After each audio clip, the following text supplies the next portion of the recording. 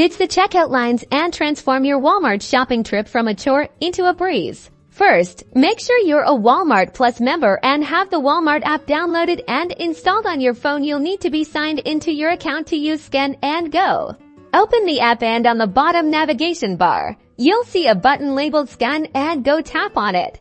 This will activate your phone's camera and bring up the scanner now. As you shop, simply scan the barcode of each item before placing it in your cart. Hold your phone a few inches away from the barcode, making sure it's within the scanner box on your screen. The app will beep and display the item's name and price, adding it to your digital cart.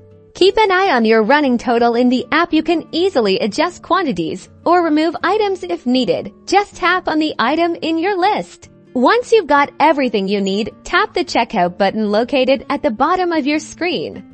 Choose your preferred payment method. You can use a credit card, debit card, or even Walmart Pay if you have it set up.